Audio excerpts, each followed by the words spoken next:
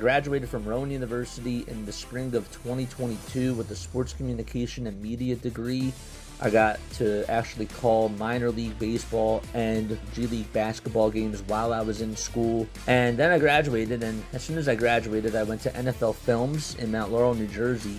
And as much as I loved that experience, I miss putting on the headsets. I decided, you know what, talk is cheap.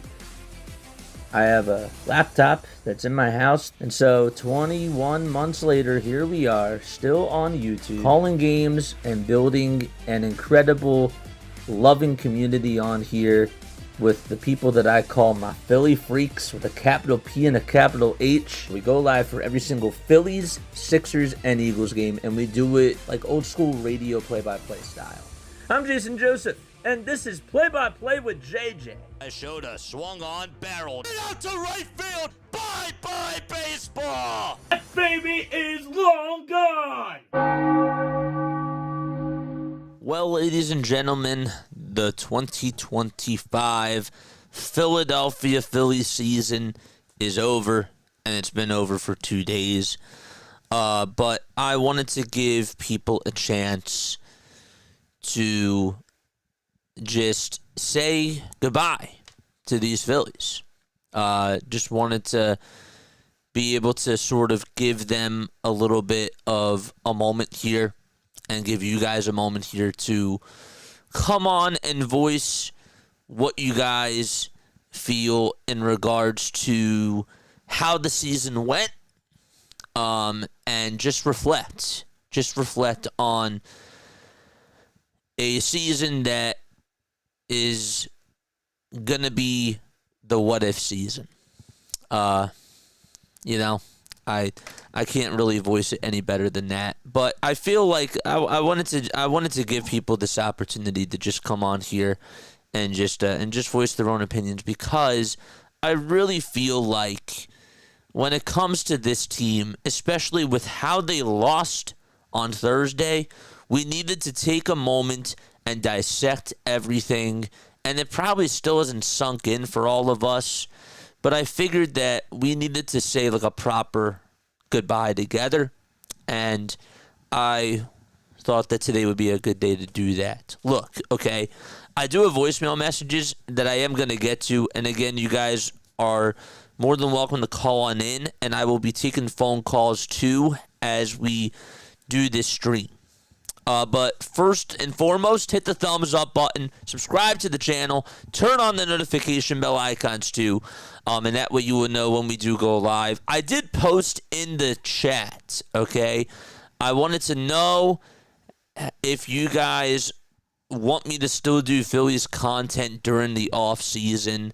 I will still be doing my Eagles and Sixers stuff and getting ready for game day next year, and we will be doing spring training, of course, in the whole season and following the Phillies. We're not going anywhere. But I would like to know if you guys would like more Phillies content this offseason, because I really didn't do a lot last year. So please give me your honest opinions about that down below.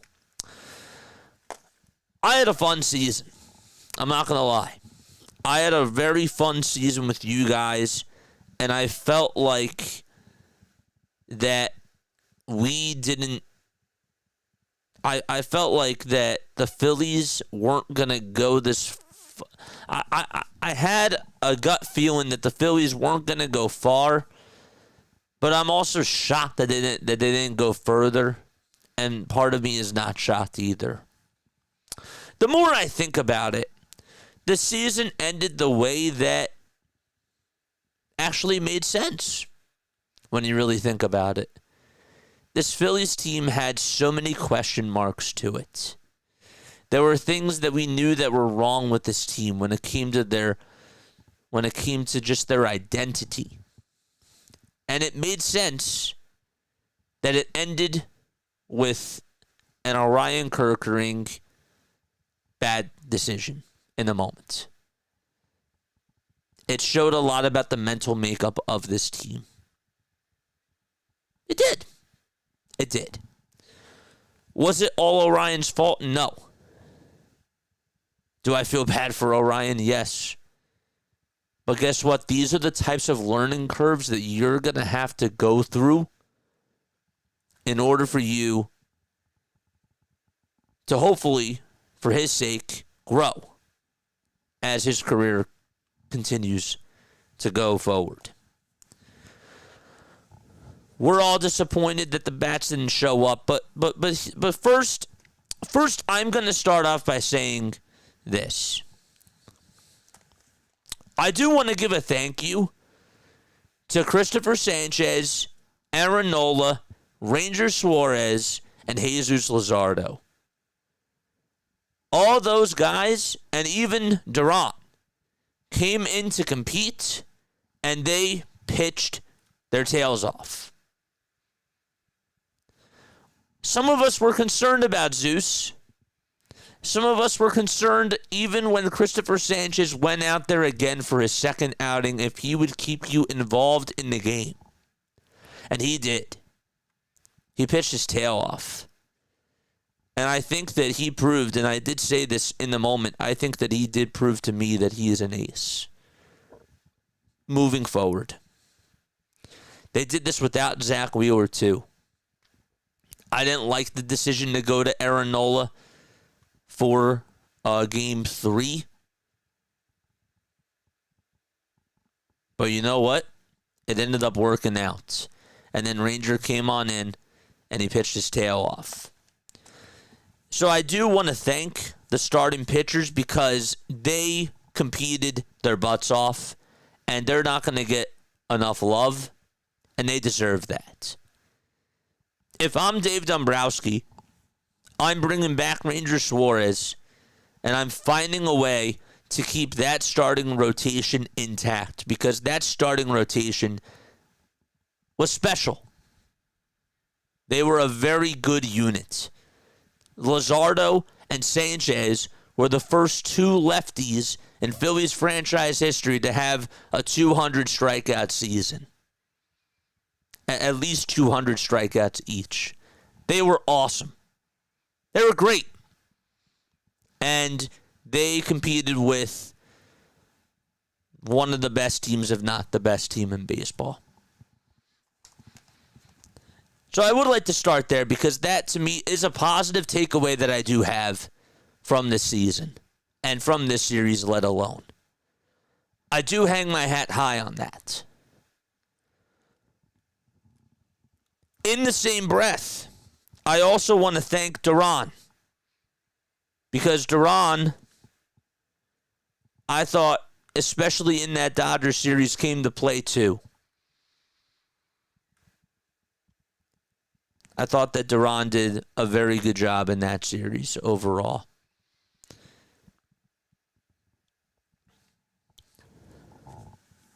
Where I'm going to pivot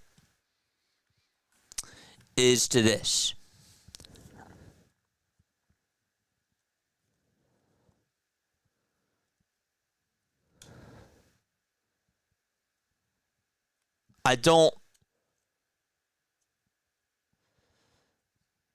It pains me to say this, but with how high his contract is probably going to be, I don't want to see Kyle Schwarber in the pinstripes next year. That's now 2 series in the playoffs in a row where you needed Kyle Schwarber, Bryce Harper, and Trey Turner to come through.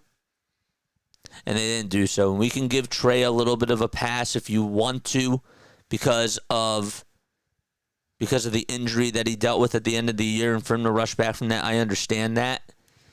But when you're getting paid millions and millions of dollars to produce, that stinks when you're not able to come through. It stinks. It sucks.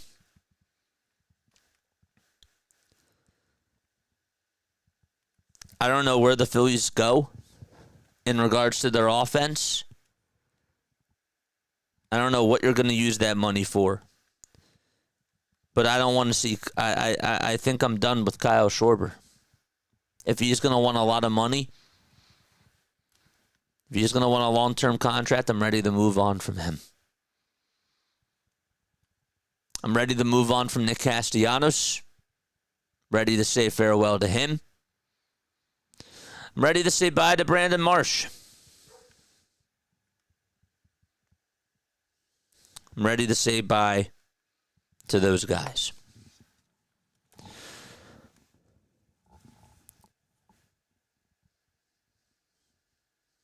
I'm also ready for the Phillies to move on from Rob Thomson.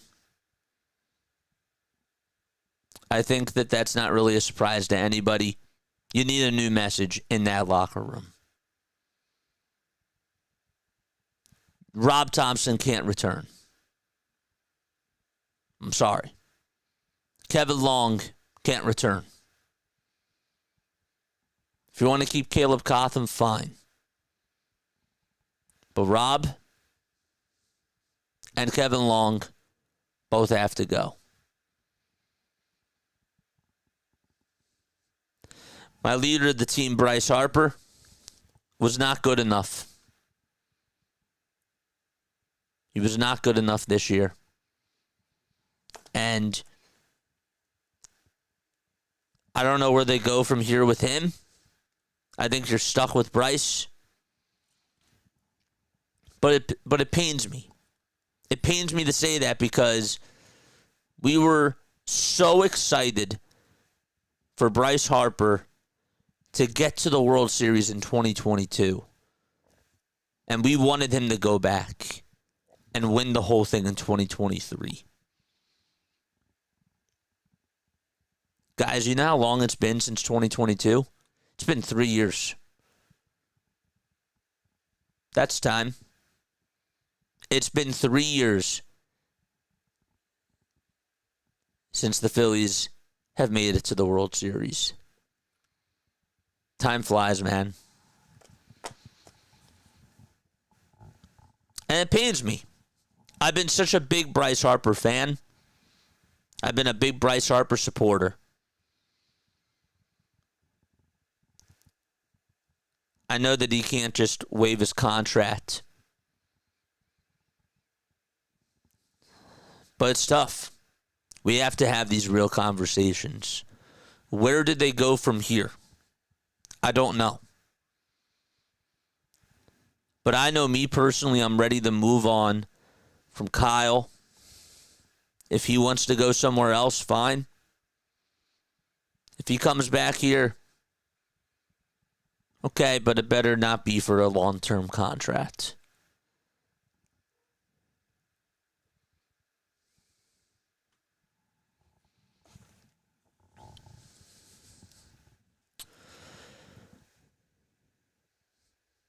I wanted them to do this for Zach.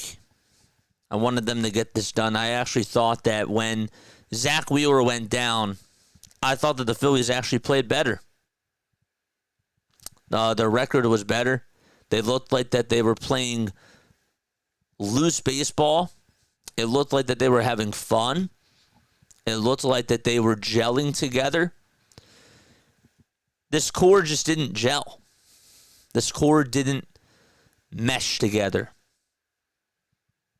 And I actually think that it goes back to the very beginning of the season when we were still having issues with our outfield.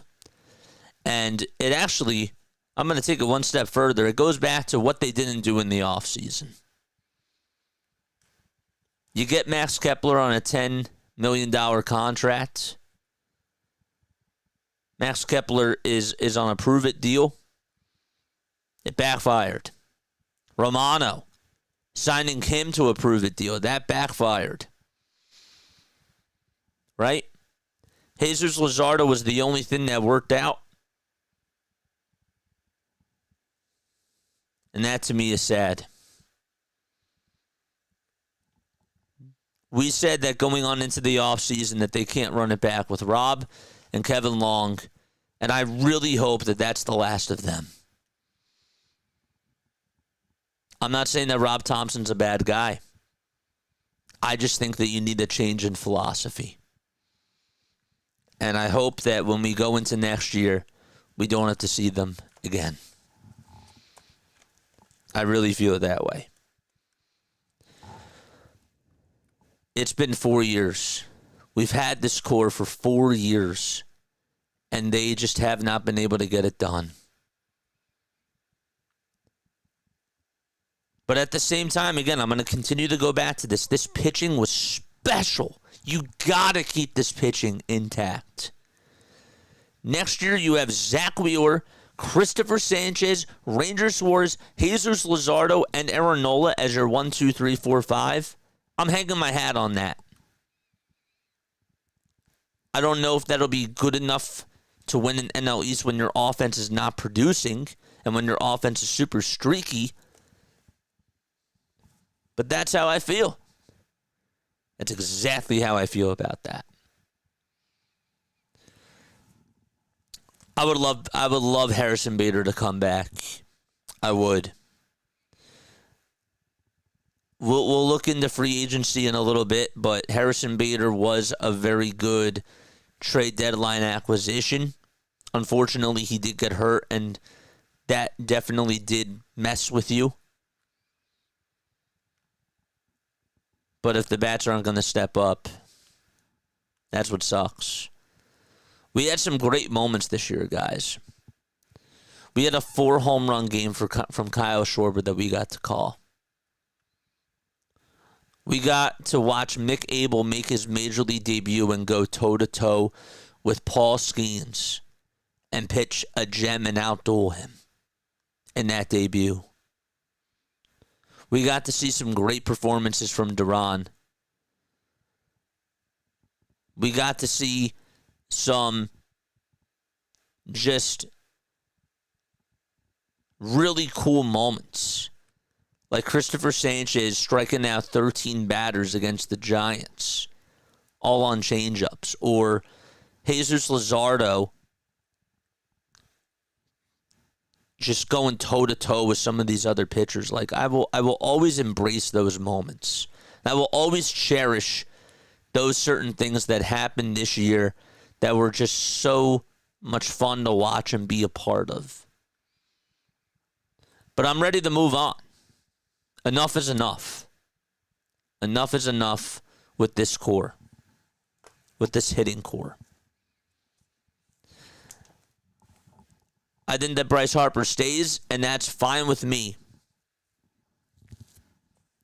But you need another bat, and you need another new voice of reasoning to come into this locker room and be someone that brings the troops together.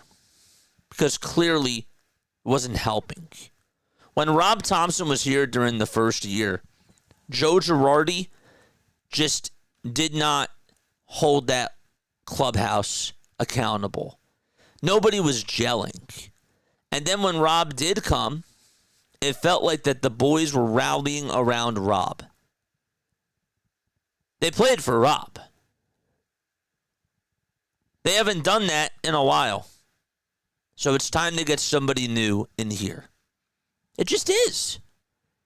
It just is. So, I will be taking phone calls. 610-314-0844 is how you do call into the show. But last but certainly not least, I really just wanted to...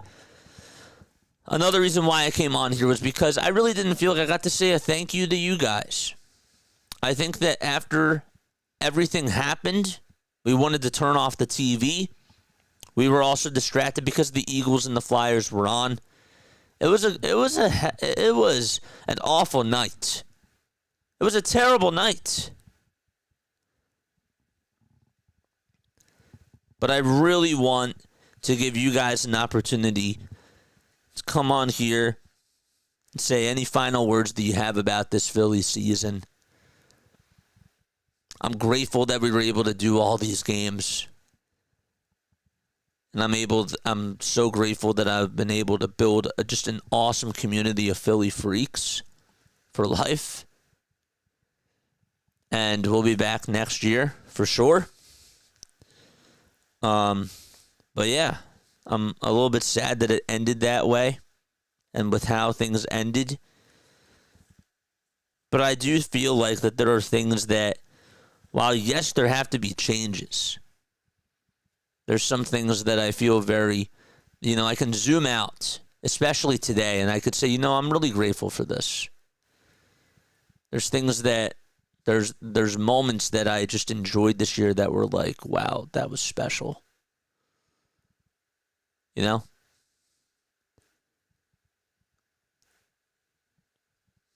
Some of the comebacks that they did make this year, some of them are really, really cool.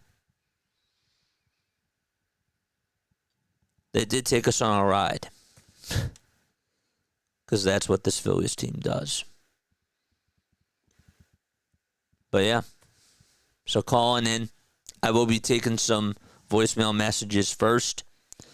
I do want to hear there were people that did come on that I do want to I want to play their voicemails.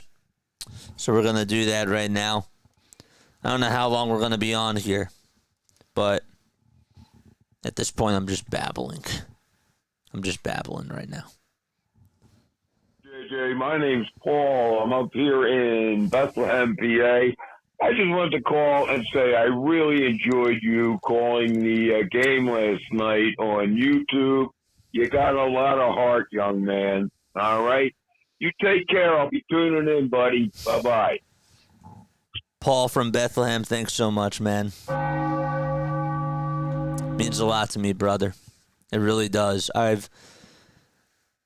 One thing that I wanted to do when we were in Game 3 was I wanted to freeze time.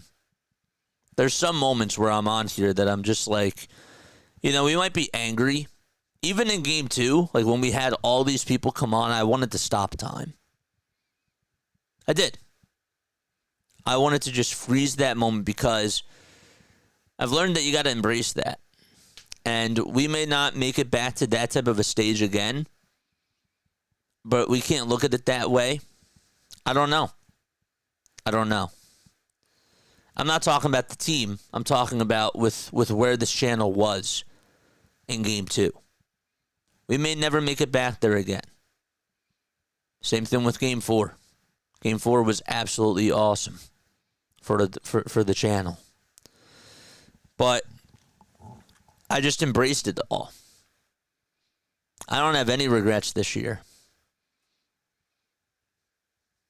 I really don't have any regrets. I think we had one hell of a season, and I'm just really happy that you guys were able to be there with me to laugh, cry, and be there for the highs and the lows. That was pretty special, and that was pretty cool. And I like going on that journey. And I would do it again and again and again, even if the result was the way that it was. So thanks for that, Paul. We'll take another voicemail. NLCS deciding Game 7, fourth inning, bases loaded. Rojas at the plate, Schwarber on deck because he was batting leadoff. At the time.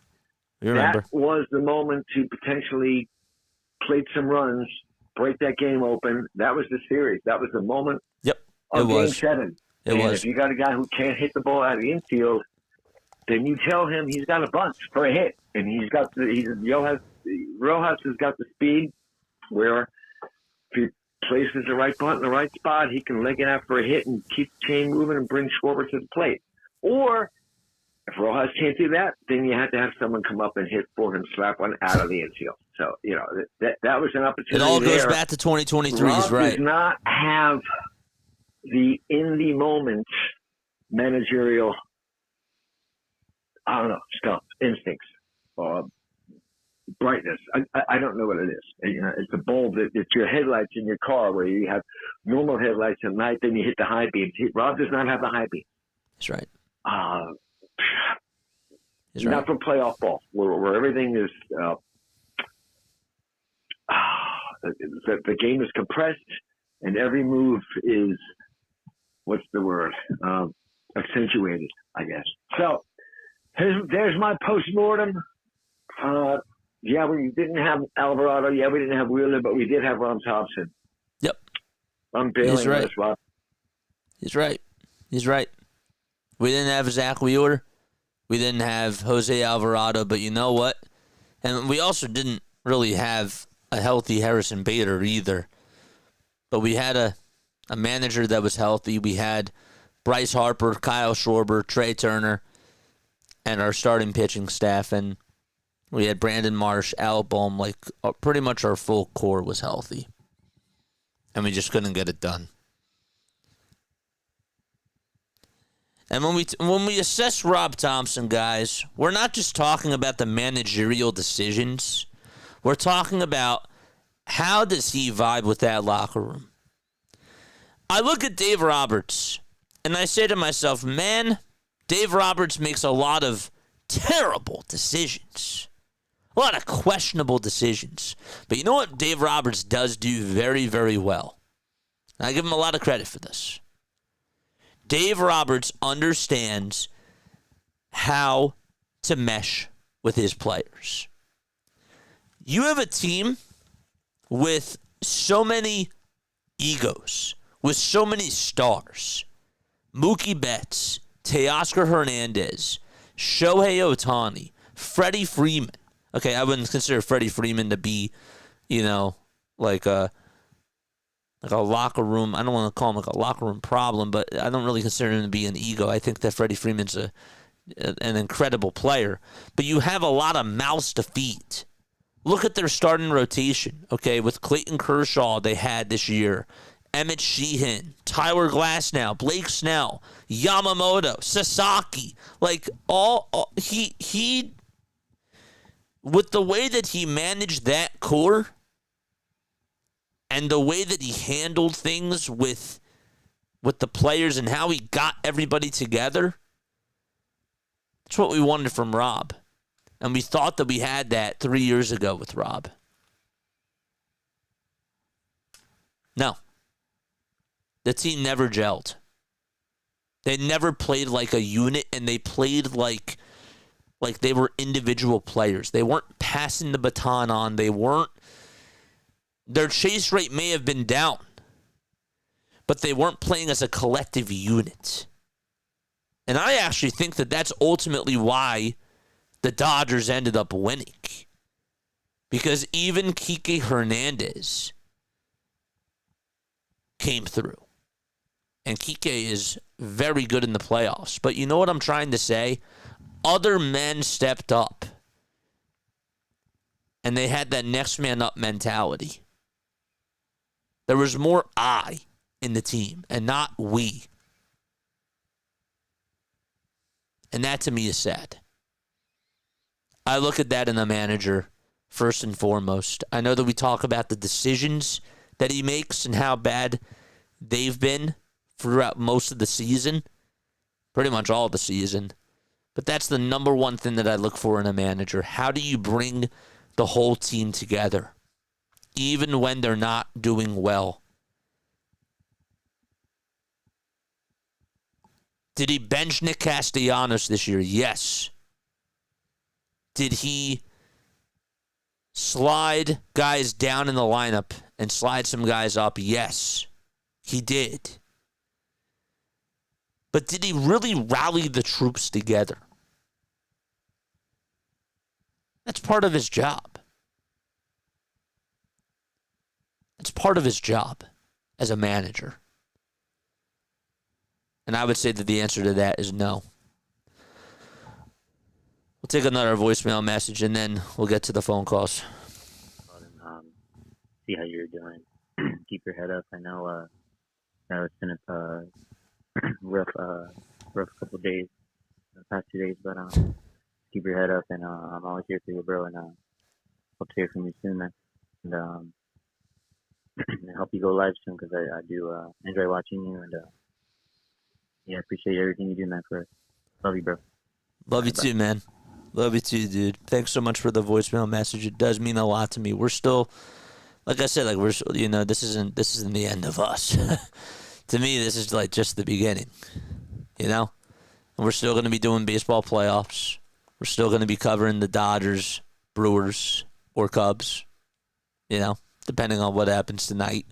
We're still doing the Brewers-Cubs game tonight. And we're still doing the ALCS. And then as Sixers season comes, we're going to get into that.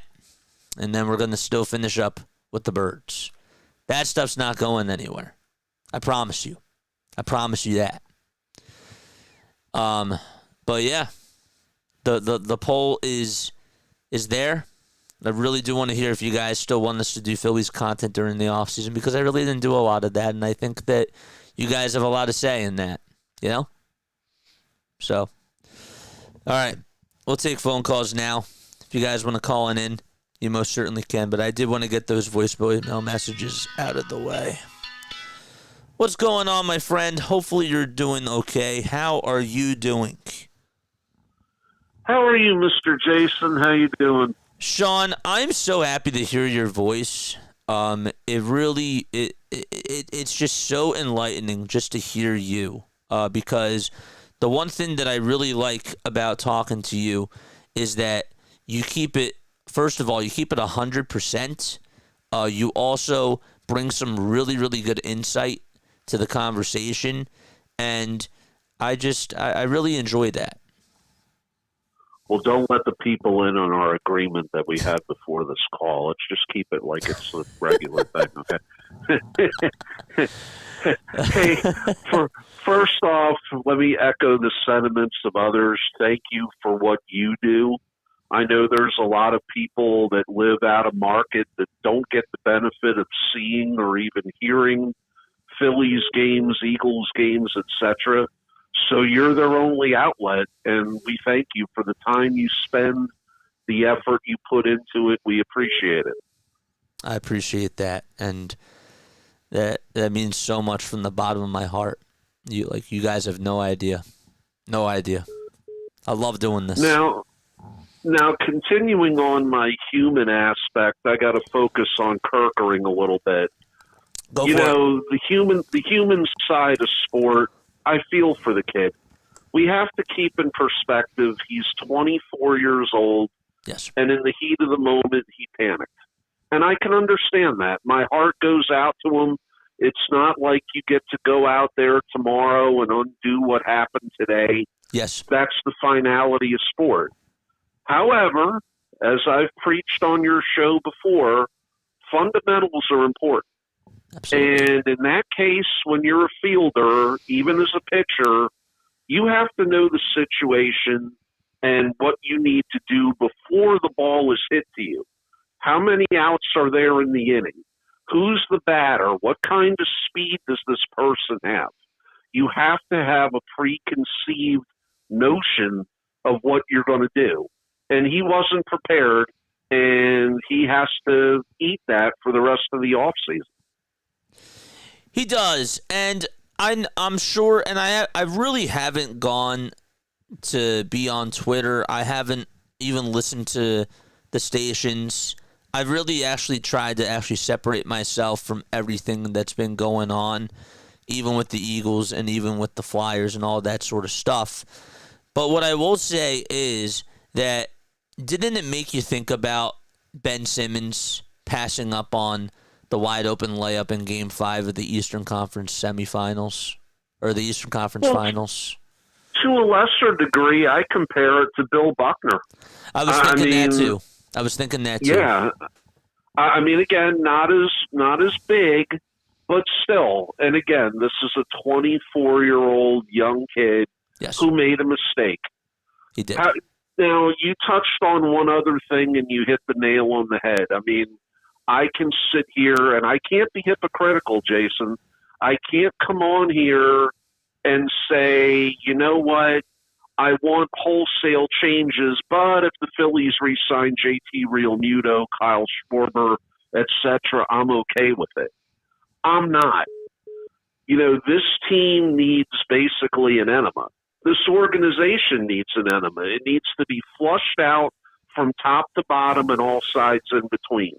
And the biggest thing you touched on to me, more than a manager change, a hitting coach change, player change, they need a philosophical change. They do. If you get a new manager, or if Dombrowski, let's say, steps down and it's Preston Mattingly's show. What are you going to do to convince me as a fan that you're going to do something different? What is the vision here? What are we going to do differently than we have been doing for the last 4 to 5 years? And don't be hypocritical about it. Don't tell me that you're going to go with youth and then re-sign these veteran players. I personally want no less than 4 new hitters in this lineup next year. And if I could get rid of Trey Turner and Bryce Harper, I'd kick them out too. But I can't because of contractual situation. But and no knock on guys like Kyle Schwarber and JT. I mean, they seem like very nice human beings. They do a lot in the Philadelphia community. God bless them in their future endeavors. But I need to turn the page, Jason. I mean, we can't keep doing this. We can't keep doing this. Let's change it up. And it may turn out worse, but at least I can respect them for trying to change something. I co-sign on the dotted lines with everything that you just said. I do. I co-sign with everything. Sean, you're the man. I love you, buddy. I hope to talk to you soon. You know what? I appreciate this. It's been a tough couple nights for us Philly fans. I've been debating whose offense is worse, the Phillies or the Eagles. It could have went either way. The Flyers are right up there, too. Yeah. So, it's been rough. But, again, thanks for what you do. And thanks to all the fans for sharing in this misery with us. Absolutely, man. I'll talk to you soon. All right. Take it easy, my friend. You too. You too. Shout out to Sean, man. Yeah. I agree that you need to retool this offense. If there's a way that you can find a new voice, I think that would be helpful. I really don't want Kyle back. The only thing that I disagree with is that because of the way that the market is in the catching department, I would bring JT back, but it wouldn't be for a long-term contract. But with that being said, you're still going to need another bat. You're still going to need another outfielder, and I would put up Justin. I would bring Justin Crawford up. I would definitely do that for sure. I would bring up Justin Crawford next year. I think he's ready, and I'd still be interested in seeing what Andrew Painter is next year, but I think that they waited too long to bring up the kid. That's my personal thoughts on it too. Let's read some comments in the chat. Okay. And again, you guys are more than welcome to call on in. All right. I will go to this page. We were almost too harsh on ourselves, says Snood. What's up, Snood? The team was built for the World Series, but they're all human. This roster was not nearly as good as last year. Next year might be roughly the same, but now we are ready. The roster was not nearly as good as last year. I disagree. The only reason why I disagree is because there was no Jesus Luzardo last year, and there was no Duran last year, and there was no Harrison Bader. So, your roster actually was better. Now, was your bullpen better last year as a whole with Estevez and with Jeff Hoffman and with Jose Alvarado? Yes. But I still felt like that Jesus Luzardo and Harrison Bader were a big boost at the deadline. Well, Jesus Luzardo was during the offseason. But Romano was not good. And Max Kepler, I wasn't really a big fan of Kepler either, but Kepler was Austin Hayes better than Max Kepler? I think it's pretty much even, to be honest with you. But the bottom line is that you weren't good enough to make it to the World Series again this year. It's as simple as that. John, what's up, John? What's up, Shante, too? What's up, Shante? What's going on, chat? Kevin's here. Katie's here. Adrian's here. What's going on, guys? Game Quest X is here. Tony's here. Philosopher is here. PJ. Shout out to you guys. Jose, man. Y'all are the best. John says, who else threw the ball and the game away? Just Kirkering. Yeah, our bats were cold, but it was a 1-1 game, a real pitcher's duel. We can question why Rob put him in, but that doesn't matter. Fire Rob. He made the bad decision. And like Sean said, he has to live with that for the rest of his life. I'm hoping that this can help him be better. Maybe he needed something like this to grow. I don't know. Maybe I'm being too optimistic because I've seen in the past, like I've said the same thing about Ben Simmons before.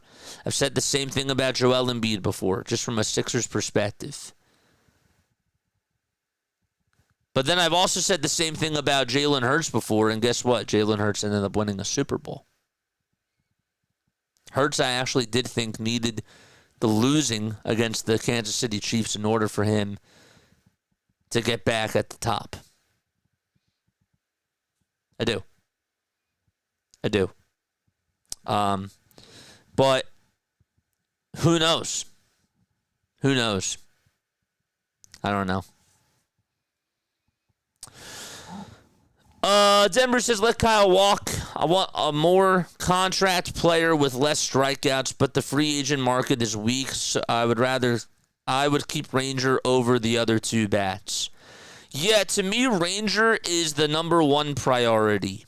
It wasn't before, but with how things ended, it has to be priority number one. You need to keep the starting rotation intact because this starting rotation, I'm telling you, this starting rotation is special. This starting rotation can go up against anybody in the league. That's a fact.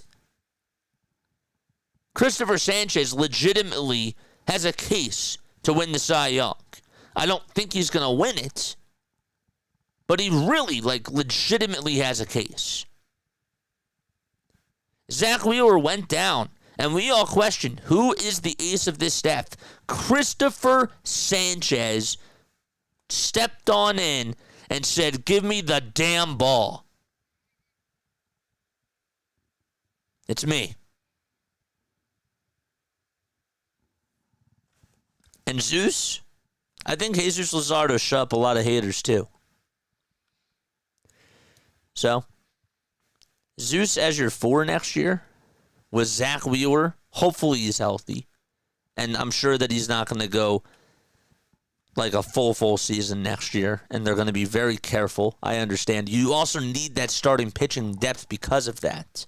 And also, you did get rid of Mick Abel in that trade for Duran, so that's another reason why I want Ranger out there.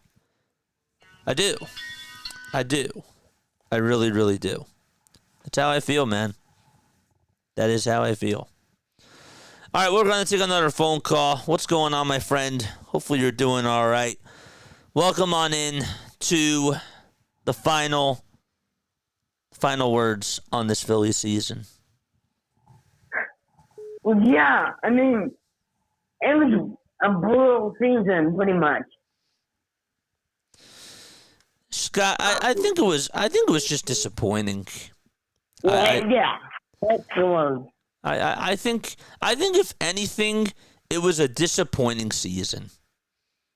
And yeah, it's, to me, I will say this again. It felt like, when you really look back on it, it actually felt sort of storybook in a sense, because just with the mental makeup of this team, we all questioned it, and it came down to that was why they ended up losing. Yeah, and I was just, what I really took away from the season is Kyle Schwarber. All those home runs, and we were all rooting for him, and we were all giving him praise when praise was due. But the fact that even though he had those 2 homers in Game 3, the fact of the matter is that he came up small. And he did it last year in the playoffs. And he did it this year too. And it's sad because I've been a very big supporter of Kyle. But the one thing that you have to understand about this city is that when you're doing well, the fans are going to go crazy for you. The fans are going to go nuts. When Kyle Schwarber had those 4 homers, weren't we all going nuts in this chat? Oh, yes. Absolutely. But when you're not performing on the biggest of stages, we gotta call you out. And that's how the fans roll here. That's why fans boo. That's a lot of people don't understand that. Yeah. And it was a pretty good season.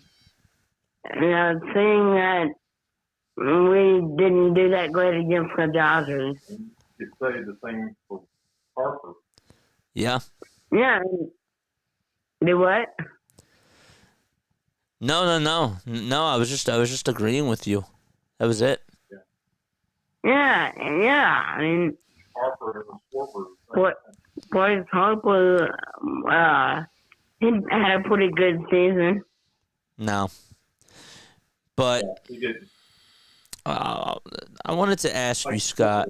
I wanted to ask you this. Okay. Before I let you go. Okay. Are you bringing back Kyle? Are you bringing back Ranger? Are you bringing back JT? Or bringing back Bader? Like, who are you bringing back? Yeah, I mean, a season that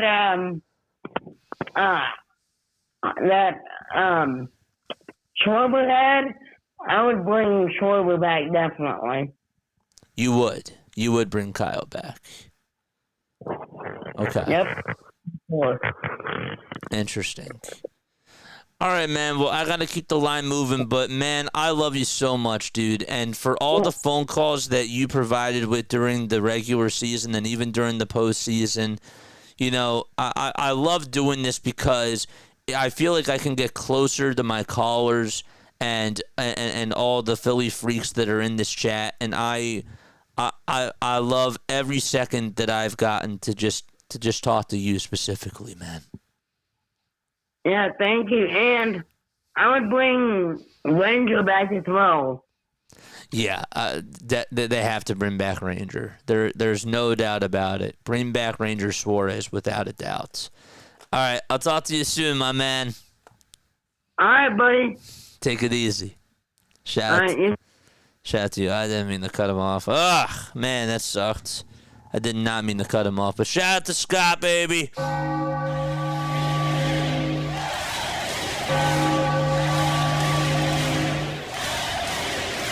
Shout out to Scott. We'll read some more. I don't think that they will. What's up, Jay? If you have a car, says John, if you have a car that can do 0 to 60 in 3 seconds or go 250 miles per hour, but it's broken down most of the time and can't get you reliably to work, it's a bad car. It's not what it could be. It is what it is.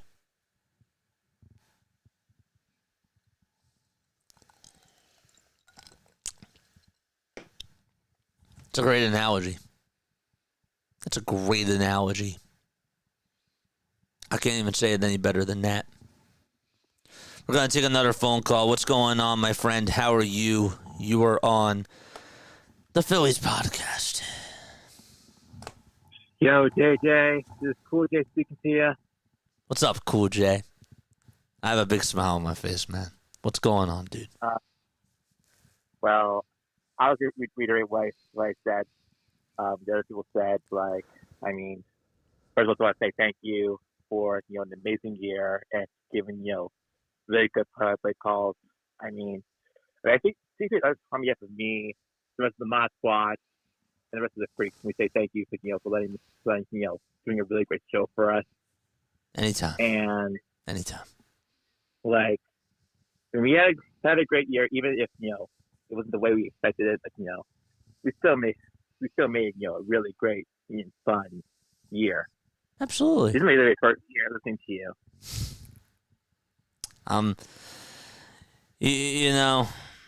I think that one of my favorite things this year. I mean, there have been so many things that have happened that have been great this year, but I felt like that this year. This was our third year doing this. I felt like this year we really got to bond more with the freaks. Not saying that I didn't get to bond with them as much over the last 2 years, but I felt like year 3 was sort of like that transition where we started to not only do Phillies games, we were doing more watch parties. We were watching the Mets lose. Like, we got to really, really bond. And I'm very grateful for that. And I am just so happy, and I'm super thankful, and I have a lot of gratitude for everybody that's been coming on every day, and that has been here. And also, not even, they don't even have to be active in the chat. Like, the people that have just been coming on here, it means a lot to me. But specifically with you, I felt like I've really gotten to know you more this year as well, and I'm so grateful for that.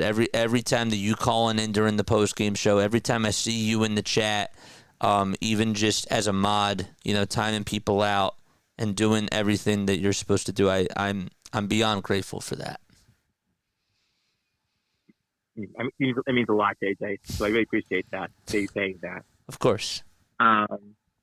Well, if don't actually the Phillies, I feel like I think they really pick a card. It's like you really pick one, and sometimes it'll work, sometimes it doesn't.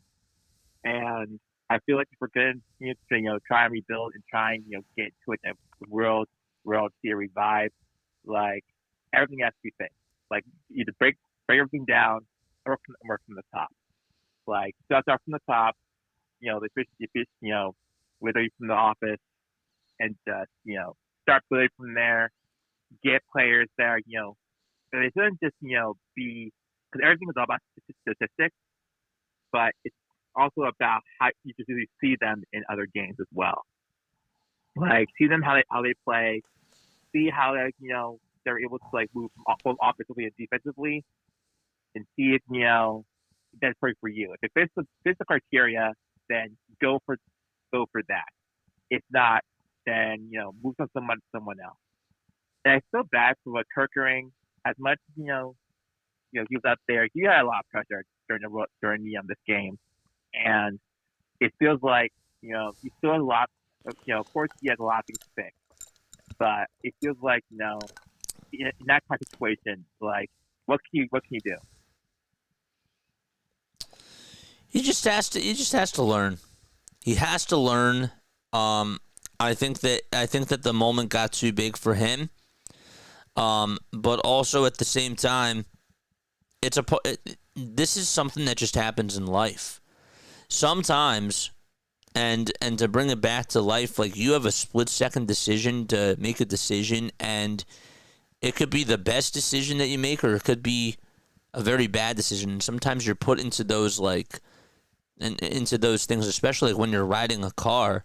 Like you have to make a split-second decision sometimes, and he ended up making the wrong one. But I'm just hoping that he learns from it. I think that he was put in a tough spot there, but also when you're a professional athlete, this is what you sign up for. At the same time, right? But I also feel, I also agree though too that, everyone's going to look at him as, there's people that are looking at him as if it was like, it was all his fault. And it wasn't all his fault, but in that moment, he has to be better. In that moment, he has to be better. I mean, and I give it to him, he's young, he's 24, so he's still a lot of room to grow. And that's how it goes to what we're going into for the Phillies, and you guys are, you're getting tired of these young, very old stars. That's what does reiterate that. This was also, the sport keeps, you're recovering. Like it's all about, I think it's time it's the younger generation to get out there and play, and take these, these old guys, put them behind, and just see what the young players can do. And as where the Phillies are heading towards. If they want to win a World Series, like start with the younger core, get them to like play, and teach them a lot, and grow from there. For sure, man. I love talking to you, man, and hopefully, I'll talk to you again soon, my brother. Of course, man. Fight the grind. Let's go, baby. Thanks so much for the phone call. I appreciate that, man. Let's get to some more comments. Thank you, JJ, for the season. We'll be back next year no matter what. And who will be a Philly? I appreciate that too, Serena. You're the best. Jiva Newts, thanks so much for the raid over on Twitch. Topper and his love for Kirkering have backfired. That's what backfired, says philosopher. Yeah. I can't believe what I'm hearing. Are you guys serious? Says Adrian. Adrian, you have to understand, dude, and I don't think he's here right now. Adrian, when the goal is not to just make it to the playoffs. When your team was really close to winning the whole thing, the goal is to win a World Series. If you're just satisfied with making it to the playoffs, you're not reaching your ultimate potential. You're not reaching the goal. You can't just be satisfied with making it to the playoffs. So if they're just going to get stuck every single year, then what good is that? Respectfully. The goal is to win a World Series. It's not just to make it to the postseason. This team was good enough to make it to the postseason. We all knew that. But the expectation was to win. That's what it's been over the last 2 years. Was to win. They got to get to the finish line. And that part is where I disagree with you.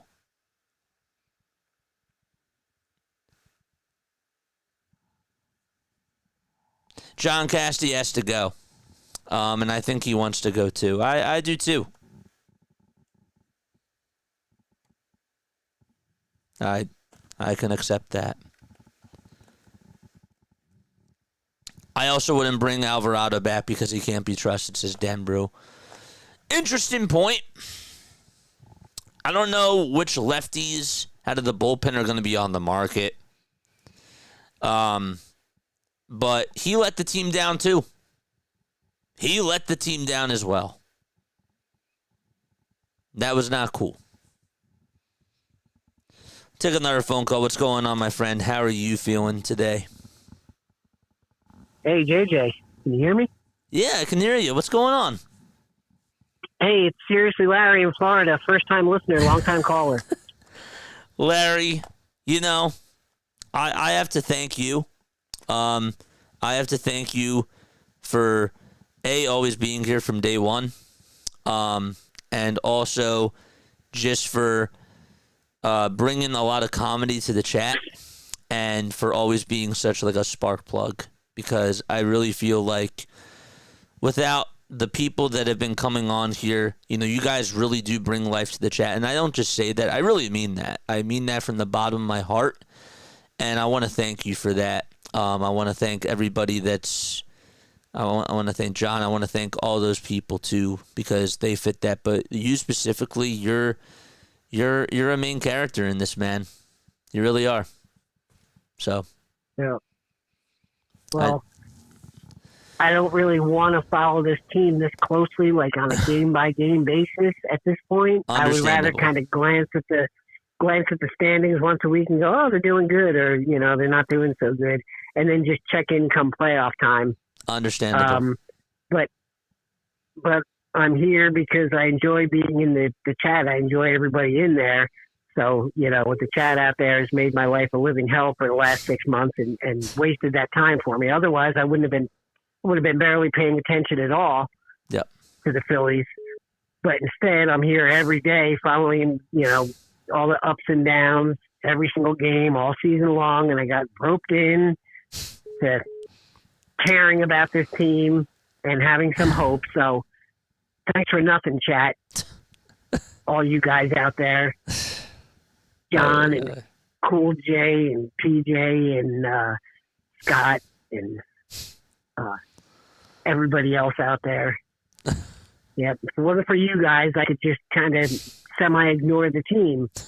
Check in at the All-Star break and go, oh, we're in first place. Great, you know. That's right. I'll tune in again in October and see if we're in the playoffs. But no, instead I'm here every day going, oh, 4 home runs for Schwarber, you know. Maybe we'll do something this year. I know. Same thing, different season, you know. But you know, also it's kind of a mixed bag because, you know, the season ends like this. And I kind of feel good for you for the channel. I remember when when I got on here, it was around 100 subs, and now you're at 8,000. And it's like, you know, the channel's growing and doing so great and everything. And it's like, you know, I feel like going good for you, JJ, but instead I'm going, stupid Phillies, you lost again. I can't really enjoy it, you know, and appreciate it. Yep. As much as I'm sure you do. It was hard for me, but I had to step aside. I had to take a step back, and I had to take my fan cap off and just be like, wow, that's incredible. Because it does show that people do care, you know? Yeah. But I couldn't do it. I couldn't call the game and not throw something at the TV, throw the remote at it or something, and just, you know, keep calling it, being you know, a professional, and then waiting until the rant after the game to go off on him. I'd be going off on him in the first inning. Going bases loaded, 1 out, and you couldn't score. It's over. Game's over. Season's over. Screw this team. I love it, though, because I couldn't do it. I love it, though, because, like, that to me is, like, what Chad is all about. Like, that to me is, like, what Chad is all about. But, like, but for me, I feel like when it comes to doing this, like that's what makes the job. That's what actually kind of makes the job fun for me, in a sense, because it's like, all right, are they really going to surprise me here? Are they not going to surprise me? You know, like you know, like what's next? And then it's like, okay, all right, I've seen the writing on the wall. I've seen everything. I know that people are going to talk about, like, after game 2, the whole bunting of Bryce and Stott. They're going to talk about, you know, Nick Castellanos going over to second base and how, you know, he got lucky that he got into second base. And they're going to talk about how the Phillies didn't win that game. But to me, I'm like, even with that type of a moment there, being in the heat of that moment, the first 7 innings don't cut it. You know, so it's like, the whole thing of, like, what I'm trying to say is that I'm able to grasp and get a full perspective rather than just live in the heat of the moment. Now, I did live in the heat of the moment, and when they initially lost, because how can you not? Like, that's the season. Yeah. That's the season there. But you know, for the most part, and that's a challenge for you, remaining objective and professional, and not being a bitter old man. Broken down like the rest of us out here. Yep. But you'll get there someday. I'm sure I am. I can't wait. You'll know our pain. You'll know our pain after 50 years. I can't wait. Ugh, man, brutal. Maybe you'll have a couple championships between now and then. Yeah. I'm waiting for the next era of Phillies baseball. To have some hope. I feel like this era, you know, we had 5 years from 76 to 1980 where they made the playoffs 4 times in 5 years and won one championship, and then another 5 years from 07 to 11 where they made the playoffs every year, made 2 World Series and won 1 championship. And now we're in the middle of a 4-year stretch from 22 through this year. So if they win the division next year, it'll be a 5-year stretch of making the playoffs every year. And unless they win it next year, this will be the one where it didn't pay off with a championship. Those other eras should have really had more than 1 championship, but at least you got that one, you know? Correct. Something to hang your hat on. You said, okay, we got one, you know? Yes. And then we got another.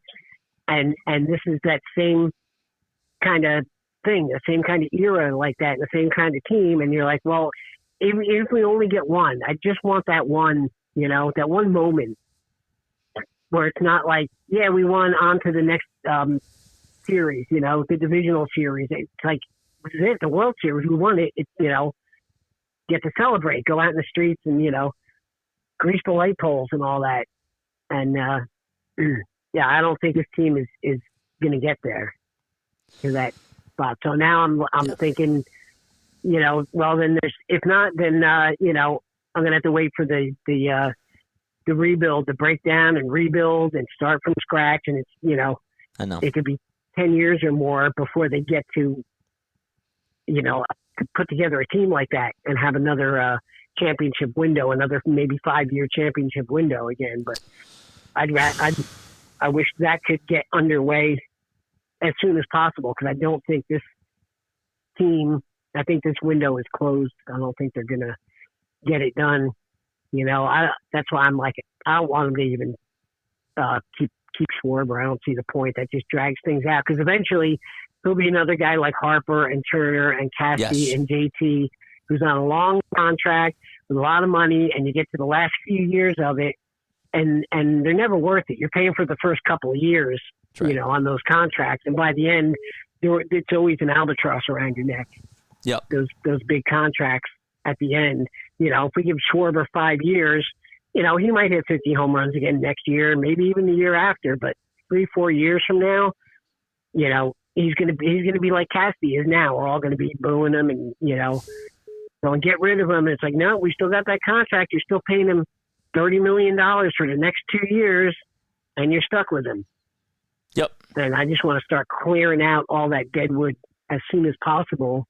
I agree. I agree with you. Larry, thank you so much for coming on here. I do have to keep the line going, but I love you, buddy. Thank you so much again. All right. Well, thanks for doing the season anyway. Of course. Anytime. And we'll see. We'll be back in April. Yes, sir. Yes, sir, man. Shout out to Larry. I was waiting for him to call in one time this year. He finally did. There we go. We got him to call in. Yeah, we got him to call on in. All right, this person that's been trying to call has been trying to call for a while. We'll get him on up. He just hung up. When he gets back on, there we go. Let's get him on now. All right, I know you've been trying to call in for a while. I wanted to make sure that I took your phone call. What's going on, my friend? How are you? So, I'm disappointed in the Phillies. Aren't we all, man? Huh? Aren't we all? Aren't we all, my friend?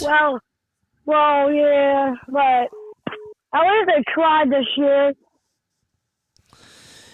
Oh my God! They At least did. they tried it. At least they tried this year, but maybe it wasn't their year though. What's something to you that you felt like? Was there a moment for you this year where you felt like it just went wrong, or like if you could just pinpoint like one moment and you're just like, yeah, like that's why the Phillies ended where they did. Like, is there? I don't know if that's making any sort of sense. I might just be mixing up my words. But was there like a defining moment of the season, you thought? That's a better way to put it. Yeah, probably like this game where they lost when the last play. I think that kind of made me disappointed in that case. Yeah. You had one chance. You had a couple of seconds. You could have got him at first instead of went to home, but decided, oh, maybe I could get him at home. But no, you threw it way over his head. Yeah. Stupid. It was a bad decision. Stupid. It was a bad decision, and you couldn't do that. And it's just like that's just such a brutal way to end the season. There's no way to sugarcoat that. That's such a brutal way to end the season. I mean, yeah, but and that was even in that game that we lost was on my birthday as well. That sucks. Oh my gosh. No, like maybe next year they paid $300 million for Bryce Harper to do one thing, is to win, not for him to strike out every single at bat. Because every time I see him at bat, he strikes out. I know, man. He's swinging out.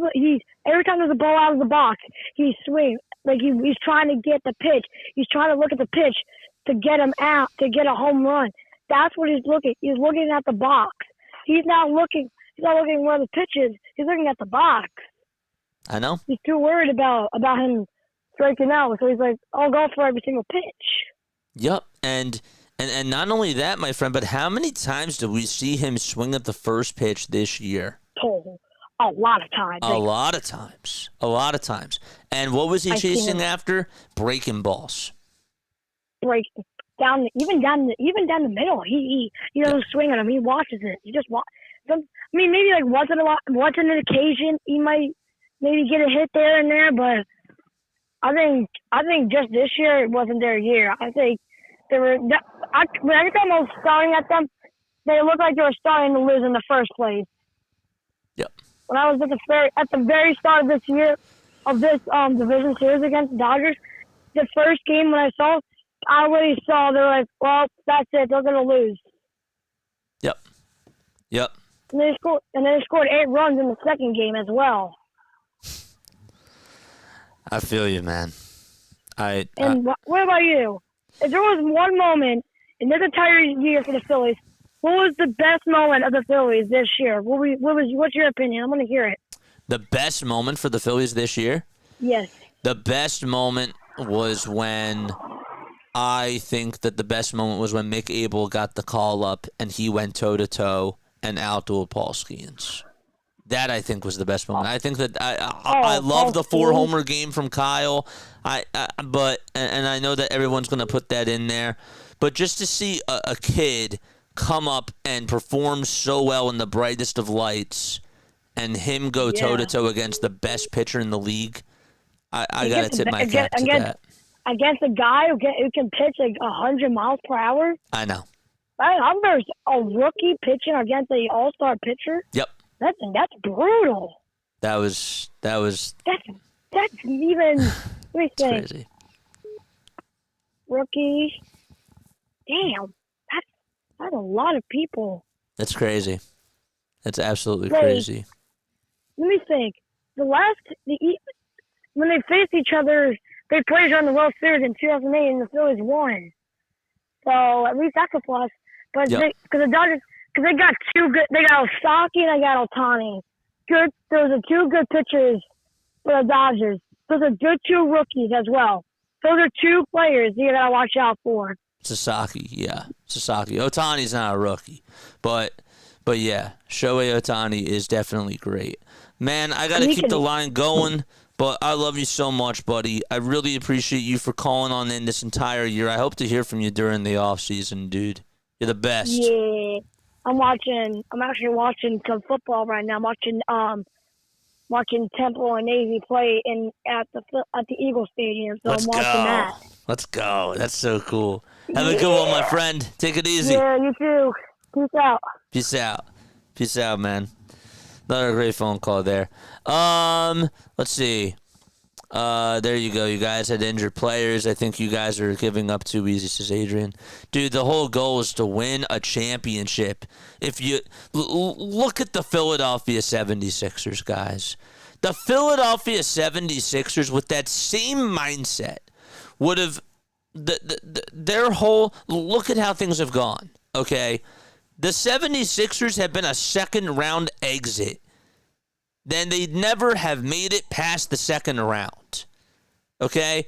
The whole goal for the Philadelphia 76ers from 2021 onward was to get past the second round and try to compete for a championship. What have they not done? And guess what? They've been trying to sell us, well, Joel Embiid is here. You know, they tried the whole Ben Simmons with Joel Embiid thing. It didn't work. And then they tried Tobias Harris with Joel Embiid. That ended up not working. This whole thing has just not worked. And just getting sucked back into it and just being stuck over and over and over and over again. We don't want that for the Phillies. No. No. Not at all. It's been 4 years, yeah. Andrew, what's going on, man? How are you, my guy? Shout out to you. But yeah, the only thing I hang my hat high on is this pitching staff. This starting rotation staff, I actually feel like that this starting rotation staff is probably going to go down as like one of the best starting rotation staffs in Phillies franchise history. I do. Some people would say, well, got to be careful with what you say because they had to get it done if you want to put them in that conversation. But the talent that they had with Luzardo, Sanchez, Wheeler, and Ranger, there's a lot of talent there. Very good starting pitching. The starting pitching, actually, what's funny about it is that the starting pitching is what got you into the playoffs. It wasn't the bats. The starting pitching is what got you into the playoffs.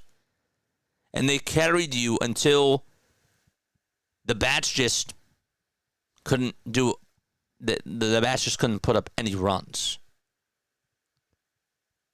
Like the bats were only putting like maybe like 2 to 3 runs up, and they scored, but these pitchers weren't getting a lot of run support. We all know that. They kept you involved in every single game for the most part this year. Did they have their hiccups? Of course.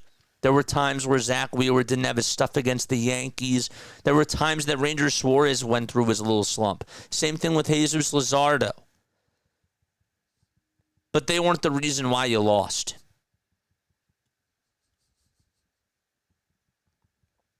So, Lou's here. What's going on, Lou? Again, shout out to the chat. Mark the Shark is here. Is Alexia Gaming is here. Old man Ferguson is here. But yes. Our playoff hopes ended like the movie of The Great White Hope, says John. Just think about it, says Adrian. If the pitcher would have thrown the first base, the Phillies probably would have won that game. It would have been so close. I know. There's a lot of what ifs, but the fact of the matter is that they didn't do it. You know, it's not a what if, though. They put up 1 run in 11 innings. That's not a what if. It's the same result every single year. John said it before. At the end of the day, the car is the car. If it's broken down, it's broken down. If it's not going to work properly, you're not going to drive it.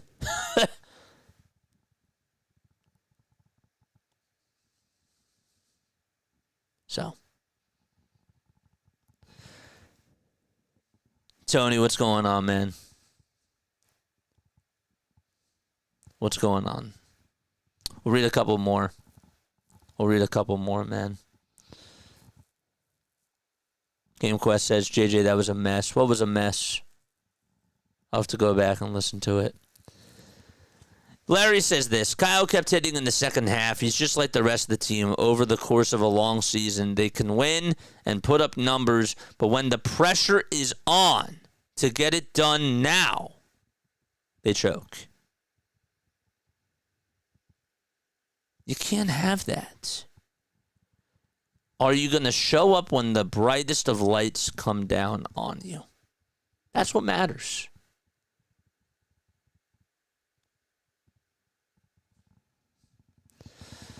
We will take another phone call. What's going on, my friend? Hopefully you're doing all right. Thanks so much for coming on by. Hey, no problem, JJ. It's Denbrew. What's up, Denbrew? How are you, my friend? It was a rough week. It was. It absolutely was. And Thursday was the cherry on top because I just had a feeling going into that day that I was like, okay, we could have a really good day where all 3 teams win. But I'm like, the Eagles aren't looking good.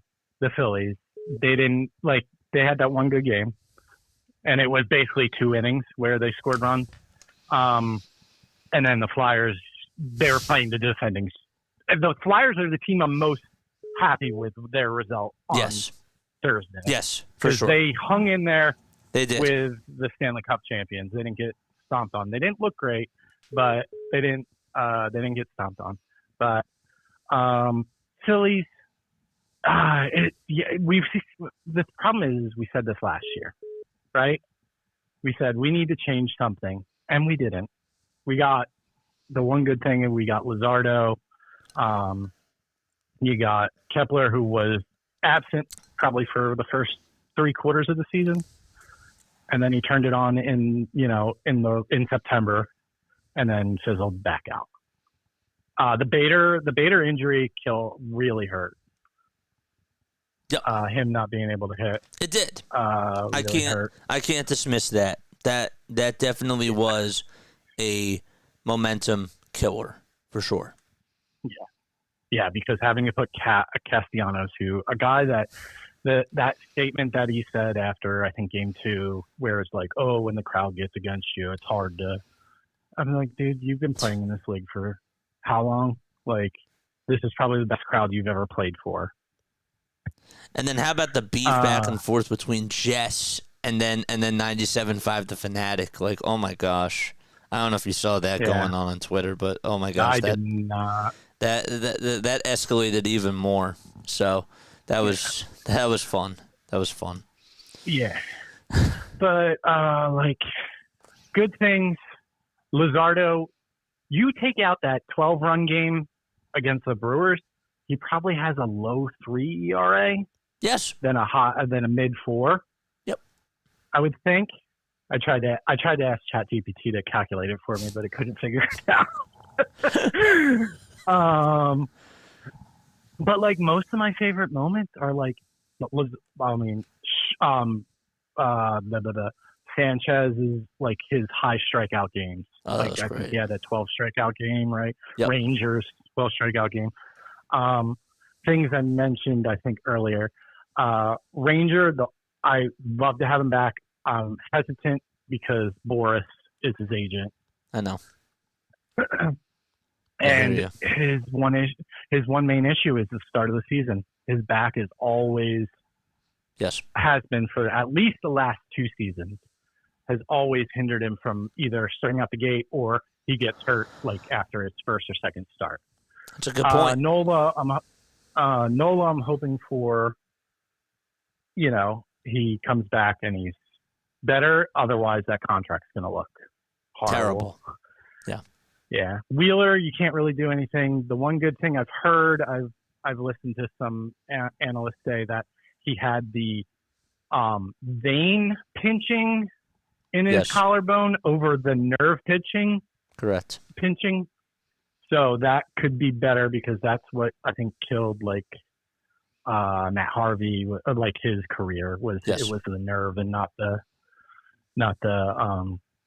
blood, the vein. The vein. One thing I want to say to you is you're doing great, dude. Thanks. I think when I started watching you, I think you were at 500 subs. That was probably during the World Series run. I think I found you. Yeah. And just you put it out there. I mean,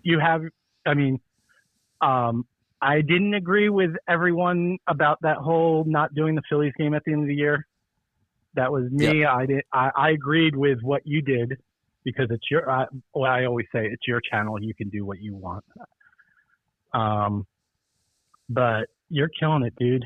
And Thanks, there are bright things in your future. Here, I try and be around. I like to. I usually put you up on my computer, and I'm out in the living room watching with my wife. But shout out to her, by the way. Here. Shout out to her.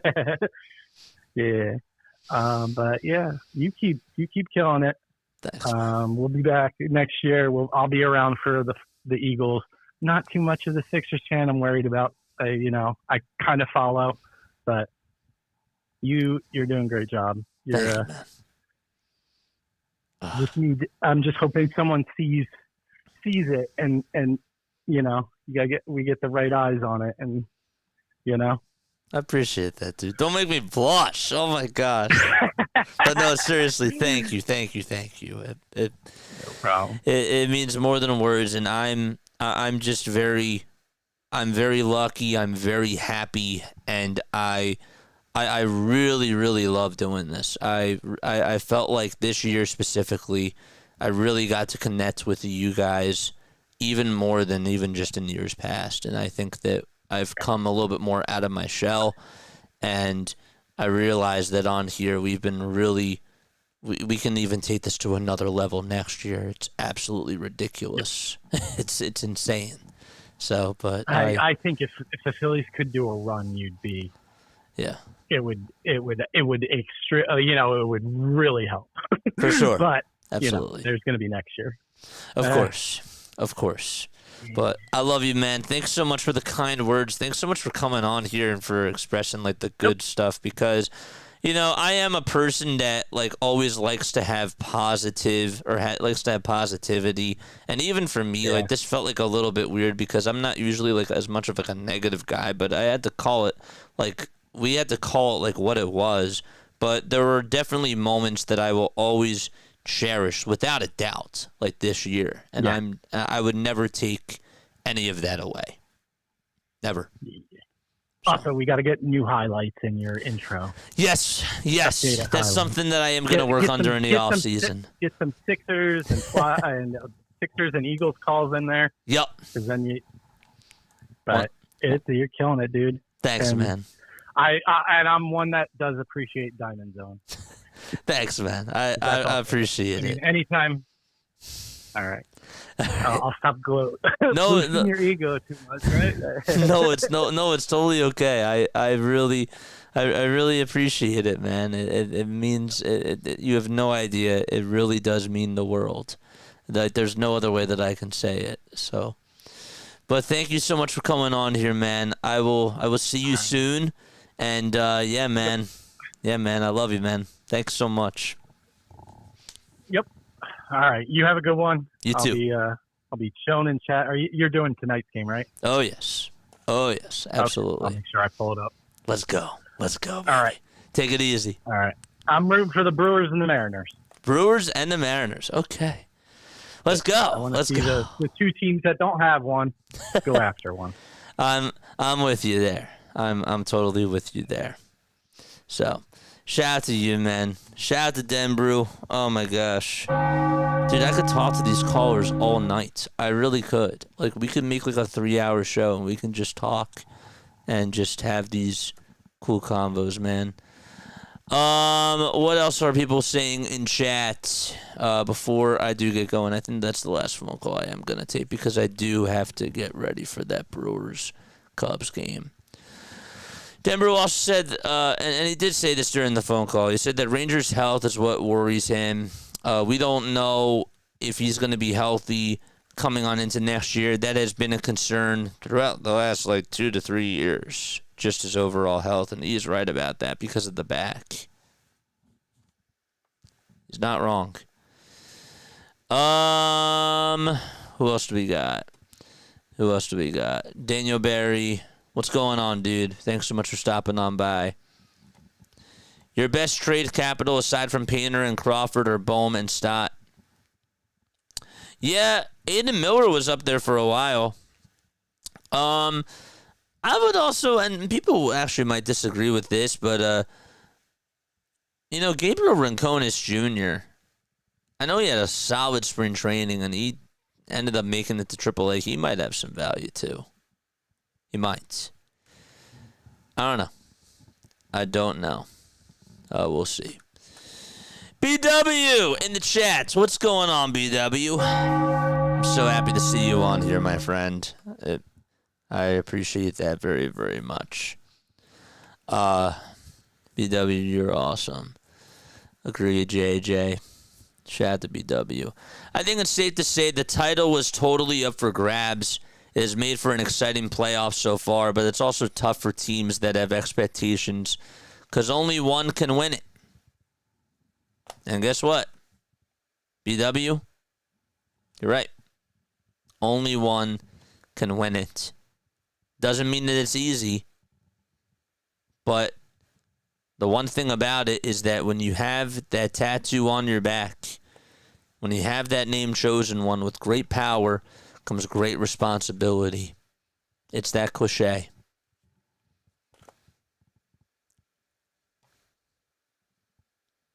So.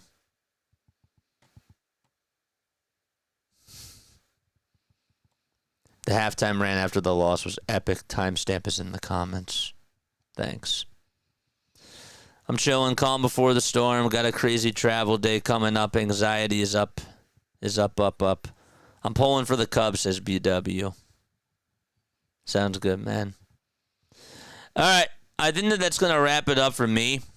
I could spend, again, more and more time dwelling on this, but before I do go, I do want to say one last time, and again, I can't get to everybody's comments, but I love you all very, very much. And I may throw around that word a lot, but I do mean that. I think that what we've built on here is a family, and I just appreciate you guys for everything that you've done this year. I'm very proud of what we've built and what we're continuing to build. And that's not going to stop. That's not going to stop, and we're going to continue to go to the moon. We really are. All right, we got a game to get ready for. We will definitely have more Phillies content during the offseason. 81% of you have said yes. You still do want Phillies content, and we will definitely be providing more of that for you this year, and we're not going to go ghost on that. So, now I just got to figure out if we're going to do like a Phillies podcast every week, if we're just going to do more breaking news when stuff does happen, and post shorts about it. But we'll figure it out. We always do. All right, Lala Tov. For those of you that are going to be on here for the Brewers-Cubs game, I will see you in a little bit. And for those of you who aren't, I will see you all very, very soon. Lala Tov, good night. And I will catch you all on the next one.